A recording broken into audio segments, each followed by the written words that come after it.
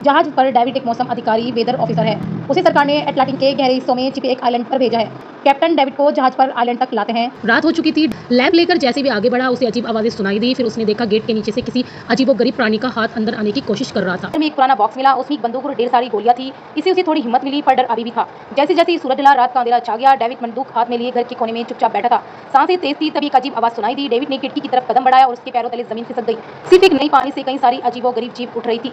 सब उसकी घर की ओर बढ़ रही थी। कुछ ही देर में वे गेट तोड़ने लगे। डेविड ने गोलियां चलानी शुरू की। कुछ जीव गिर गए। वे घर में घुसने की कोशिश कर रहे थे। उनकी संख्या बढ़ने लगी। डेविड ने तुरंत गेट के बाहर रखे कागजों और किताबों को आग लगा दी। आग देखकर जीव डरकर समुद्र में लौट गए।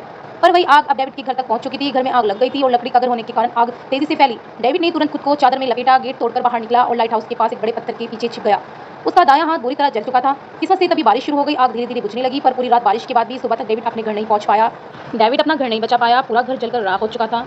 अगर डेविड को जिंदा रहना था तो उसे लाइट हाउस में शरण पनाह लेनी होगी। उसने अपनी राइफल उठाई और लाइट हाउस के पास पत्थरों के बीच छिप गया। जब ग्रोनर पानी भरने बाहर निकला, डेविड उसके पीछे हो लिया। इरादा था उसे बंदूक की नोक पर लेकर लाइट हाउस में घुसने का, पर तभी डेविड ने उस पर बंदूक तानी और एक अजीब जीव जो ग्रोनर के पास था, डेविड पर हमला कर दिया। वह जीव ग्रोनर की रक्षा करता था। ग्रोनर ने तुरंत डेविड को रोका और कहा, यह मेरा पालतू है। डेविड ने गोली नहीं चलाई, पर शर्त रखी, अगर जिंदा रहना है तो लाइट हाउस में रहने दिया जाए। उसके पास 1 साल के लिए पर्याप्त बारूद, गन पाउडर और खाना था। ग्रोनर कुछ देर चुप रहा, फिर धीरे से हाँ कर दी।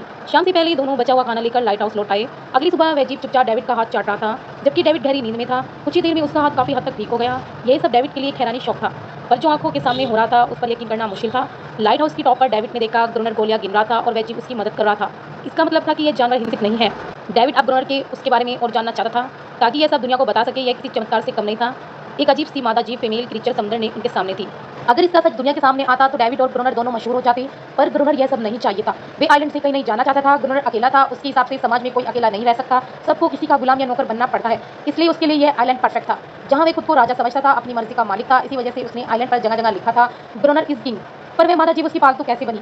दरअसल एक बार ग्रोनर ने उसकी जान बचाई थी। वह मछली पकड़ने के जाल में फंस गई थी। तब वह छोटी थी। उस दिन के बाद से वह ग्रोनर के साथ रह रही है। उसकी हर बात मानने लगी और वह उसके साथ बहुत गलत करता था। शायद इसी वजह से हर रात वह जीव उसे वापस ले जाने आते थे, पर वे दिन के उजाले में हमला नहीं कर सकते। डेविड अब यहाँ और नहीं रहना चाहता। वह किसी आने वाले जहाज को संकेत सिग्नल भेजकर यहाँ से जाना चाहता था, पर ग्रोनर बोला कोई जहाज इस आइलैंड तक नहीं आता। डेविड को उसकी बात पर यकीन नहीं हुआ। उसे यह घुटन महसूस हो रही थी। वह जल्दी से जल्दी यहाँ से जाना चाहता था। शाम होने लगी। ग्रोनर ने कहा, बंदूक लेकर तैयार हो जा, जीव कभी भी हमला कर सकते हैं। वे लाइट हाउस की लाइट ऑन करने को तैयार हुए। कुछ ही देर में समुद्र से ढेर सारे जीव निकले और लाइट हाउस की ओर बढ़ने लगे।